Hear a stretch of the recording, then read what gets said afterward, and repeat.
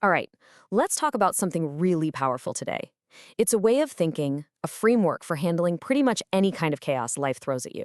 And we're taking our inspiration from one of the calmest guys around, Gojo Satoru. This is all about winning, not by fighting the world, but by finding total silence inside of it. So first, we've got to understand the real enemy here, and it's not what's happening on the outside. It's the chaos that just explodes inside our own heads the second the pressure hits. You know the feeling, right? A sudden deadline, a high-stakes conversation, or just some personal crisis that comes out of nowhere.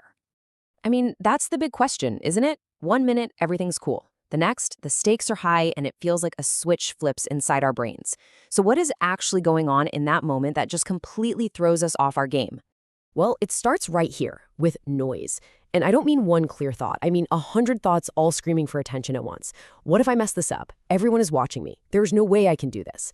It's just this wall of static that makes it impossible to think straight. And when your mind is that full of noise, what happens next? Your judgment goes right out the window.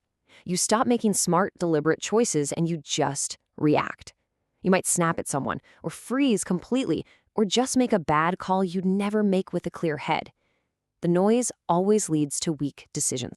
And here's the honest truth. This whole cycle, the internal noise, the bad reactions, this is why pressure works. It's literally a formula for breaking down focus and composure. For most people, this is just how it goes. But it doesn't have to be. And that brings us to the whole point of this. There is another way, a completely different way to look at chaos, a way that lets you thrive in it, not just survive it. It all comes down to a huge shift in where you put your focus. Okay, this slide is everything. See, most of us, when we're faced with a problem, we immediately try to fix the external thing. But you can't really control that, can you? The Gojo mindset just flips that script completely. It says the only thing you have 100% control over is your own internal state. So that's where you start. That's where you win. So when you focus inward, you start to see these big, scary emotions differently. They're not your boss anymore. They're just data. Fear isn't a signal to panic and run. It's just information telling you the stakes are high. Anger isn't a command to attack. It's just information that a line was crossed. And pressure isn't a weight trying to crush you. It's just information about how important this moment is. And this is the bottom line. This isn't about being some emotionless robot, not at all. It's about making sure your emotions work for you, not the other way around. The whole philosophy is right there. If you can master yourself, you can master the situation, period. Okay, let's go a little deeper here because this is maybe the most powerful part of the whole mindset. How you define the thing that's stressing you out, well, that changes literally everything. Here it is. This is the key. Your brain hears danger and it hits the big red panic button, fight or flight. But if you can consciously relabel that feeling as information, you switch on a totally different part of your brain, the smart part, the problem-solving part. You go from feeling like prey to thinking like a predator. And look at how this plays out. While everyone else is just reacting, you're able to step back and observe. While they're panicking, you're calculating. And this last one, this is huge. While other people are just crossing their fingers and hoping for the best, you operate from a place of knowing.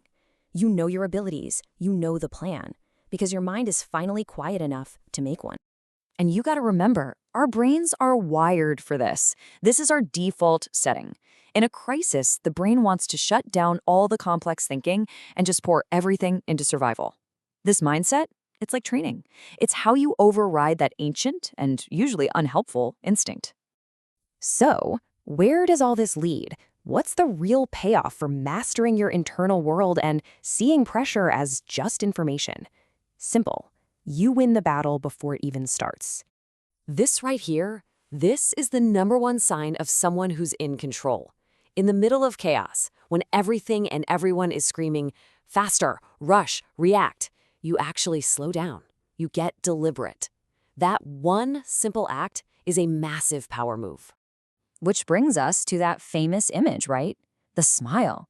It almost looks arrogant, but it's the total opposite of that. Why on earth would someone be smiling, looking relaxed in the middle of an intense fight? That's why. The smile isn't about what's happening right now.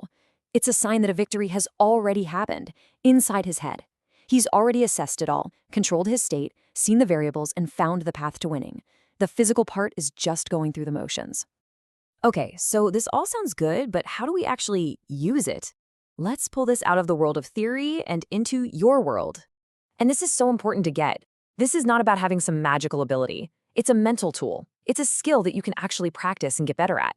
And it works for your life, whether that's a tense meeting at work, getting some tough feedback, or the final seconds of a championship game.